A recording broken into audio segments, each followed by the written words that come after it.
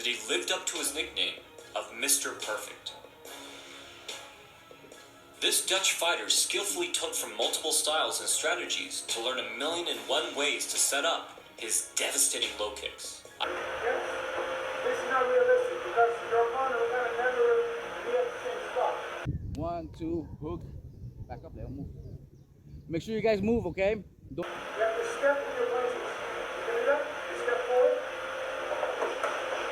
That's it. Don't stay in place because that's not realistic. Like in a fight, people move back and forth. So go again one more time. The way I'm going back like that, she has to chase me. Boom. Okay, now I'll do.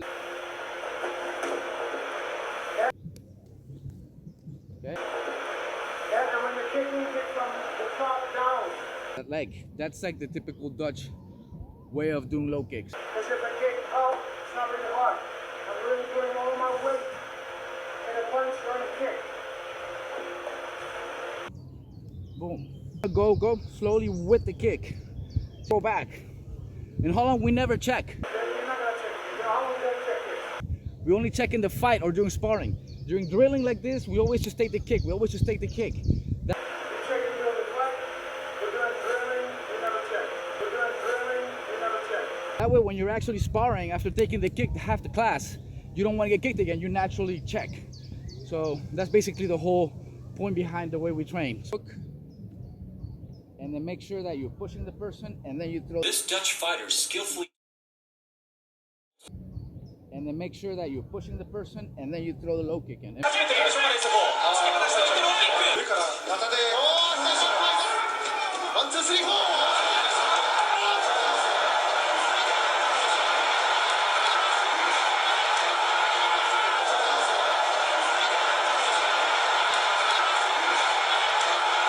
Make sure you guys are kicking in the middle, right above the knee, right in the middle here. Right in the middle here, not too high. Most people make the mistake that they kick too high. Go ahead, really strengthens that muscle up. First, we're gonna do air kicking. So you guys want to bring your knee up, your leg up here, keep it the way it is. Twist your hips, twist your front leg. You end up in this position. This is where you guys first want to end up, okay? And back again, and you end up in this position. Try to hold your balance there, okay? Again, and you end up in this position, okay? That's the first way of doing it. That once you guys get a hang of that, we're doing it. She's doing it with right, I'm doing it with left. That way, regardless if you're lefty or righty, you can still follow at home. Okay? And now we're gonna go to the second part, which is going through with it. You guys are gonna go through with it now and land it. And keep your guard up and go back. Go through with it and land it. Okay? And again, through with it and land it. Okay? The third and last way of doing it will be the same thing. You're gonna go through with it. As soon as you go through with it, you put all of your hip into it, the other foot into it, you make a full spin, and you should be coming right back where you started, just like she did now, just like I did now. We're gonna do it slow first. Ready? And we're gonna do like 5 of these. Ready? And hana. 2. Set. Net. That's up. And last one. Yes, sir. And the high kick. Bah. Okay. Allistair, what are you making? So we do the combinations here in Holland. Normally would be, go ahead, jab, cross, hook, low kick. That's like the basic combo, okay? And then I would do this too. Cow beef, horse beef. Okay. We don't have gloves, obviously. We don't have gear on. If you're doing this at home, obviously wear your gear, wear your gloves, wear your shin guards, especially for the kick. Now, So, yeah. Did you eat horse meat too? You don't like that? that was just a basic combo. Well, I don't recommend you guys do that if you're beginners. If you guys want to learn the low kick though, I do think you guys should also get the habit of getting that hook in. So it's okay if you guys stay in place for this one. You just basically, you throw a hook. I don't think I've ever Horse is had very horse good meat. protein. Better than beef. And then you throw a low kick. Okay, now she's gonna throw a hook, and then she's gonna throw a low kick. Basically, when you guys do this to someone, when you hook here, this is the typical, this is like the basic Dutch move for kickboxing. When you guys hook here, regardless if you hit or if they blocked, I would have to stand on this leg now. And this is the moment that she will take advantage and kick the hell out of that leg. That's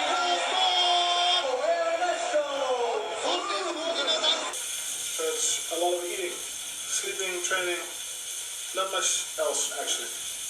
Okay, so that's what you guys want to do. Just the hook, and then make sure that you're pushing the person, and then you throw the low kick in. And make sure you guys are kicking in the middle, right above the knee, right in the middle here. Not too high. Most people make the mistake that they kick too high. Go ahead, they kick too high, go. Or they kick with the foot. So you eat about 5, 6, 7 times a day. How much do you eat at one time? Kicking with the foot is actually not that bad. What is bad is if you kick way too high, okay? Now I'm gonna show you guys why. A lot of people have this idea that if you kick with the foot, low kick, that is not good, because if they check, somehow you're gonna break your foot. But they don't think of it logically. Like, you're checking, when you check, your shin is aligned here. Your shin is not aligned with your target for the low kick, which is right there. So if I'm low kicking her here, don't move with the foot, and she checks, check.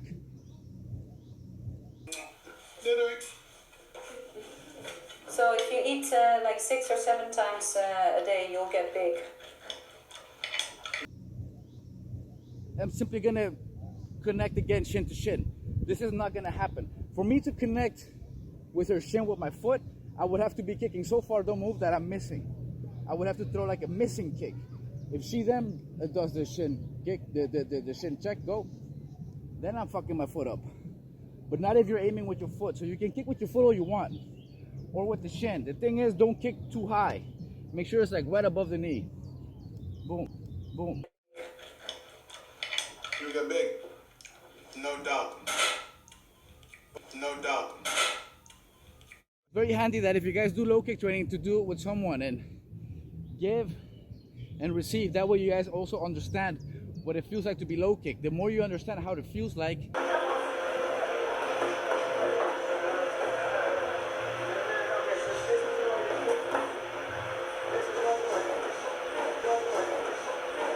obviously the more you will understand how to inflict pain on somebody else. That's just common sense. No doubt. You're receiving and taking, giving and taking, then you're really learning the low kick right. Okay, so these are basically it. That's basically it for the low kick. No doubt. It's a lot of training. Sleeping, training, not much else actually. And make sure you guys are in the right spot. You will get bruised if you try it this way, but this is the Dutch way. This is the way we train here. Not much else actually. Like every class does this. No matter how many, you guys can throw as many combos as you guys want into it. Like, for example, if you guys box, if you guys don't have uppercut, hook, straight, hook, and then low kick, you know, you can do any combo you want. You can do any combo you want, but as 1, 2, 3, left, 1, 2, 3. Doesn't matter how you do it, but you're moving forward. Because it's based on the principle that your opponent is never gonna just sit there and get punched. He's moving, and I wanna punch you back, yeah? 1. As long as you end up with the hook and then the low kick, or with this hand here and then this hand here, with this hand here, and then with the front leg you kick. So whatever combos you do, as long as you end up here, boom, boom, or here. So that's basically it. But most of the combos will be jab, cross, hook, low kick. That's like most of the time it. Or some people will do jab, uppercut, hook, low kick. It's basically pretty simple. It's not like rocket science. It's just most of the world, they don't want to train like this. Anything you want to add? You got big, no doubt. No, yeah, you actually also train your upper leg. Yeah, like this. you train your upper leg too. Of course, yeah. Also the person taking it, I forgot that part. Kick me. Sit close to the camera, they don't see the face. So okay, if you guys don't see our faces, the person taking it will be me in this case. You want to go slowly with the kick. I'm pushing her kick away. Go. People's instinct is to go back, like go. A lot of people's instinct is to do this. Now, this is to do this. Now, don't do that. Or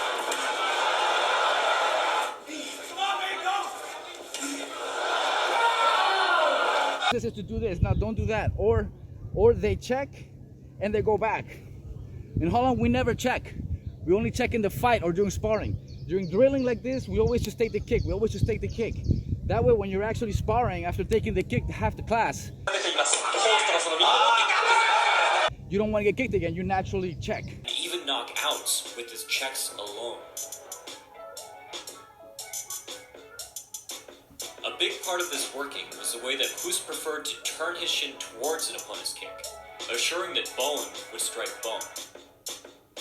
While many fighters, including the great Fedor Emelianenko, prefer to lift their knees straight up to avoid damage, Hoost instead preferred to endure a bit more pain in order to cause his opponents a lot more pain.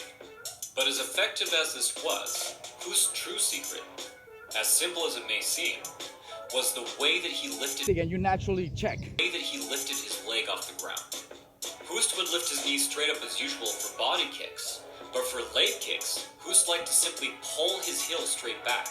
Not only is this quicker and a very effective way to stop calf kicks and side kicks in MMA, it can also turn a check into a fight-ending knee. Similar to the check that broke Anderson Silva's leg in half, Hoost drove the hardest part of his knee right into his competitor's shin. Always creative, Hoost would also hop or fall into a punch right off of this check. One last benefit of checking this way is that it keeps the leg lower than usual, which means that it blocked opponents attempting to kick Hoost's support leg. Hoost himself was very fond of going after an opponent's support leg as they attempted to check. So that's basically the whole point behind the way we train. So basically go, you want to put your leg into it. She'll do it now too, switch. Watch your leg. See, you push the leg away. You break the distance a little bit and you push the leg out of the way. It really strengthens that muscle up.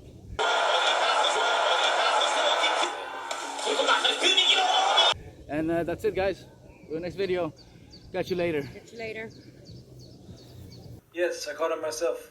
He tried to eat me during my swim in the Everglades, but I knocked him out clean with one punch. Crocodile meat is a very lean protein. If you want to move up to heavyweight without getting fat, eat this. You will get big, fast, no doubt. But it's a lot easier to buy this meat in Holland. Oh crap, help me. Do me a favor, take this away. Take it around the block. I don't want to get in trouble with the police. Go, eat it. Problem, officers? This is a mistake. I was just giving them my autograph and some dieting tips. Next, read them the Miranda rights. I'll report the missing, whatever it's called. Look like a dinosaur. What did he say? About Rhonda? Miranda rights. You know, what do you say when you arrest someone? That kind of thing. Okay, you got the right to remain quiet. Don't look at me and don't throw any cheap Paul Daly punches. You have the right to a lawyer. If you already spent all your fight money, we will provide you with a free one. Any cannabis that you possess at the moment is now the property of the police and can be used by any officer for need-be reasons or what have you, if you will. If you decide not to explain why you're carrying around an animal. Could one of you take my smartphone and make a video of me in these handcuffs? I'm making a documentary called The Ream.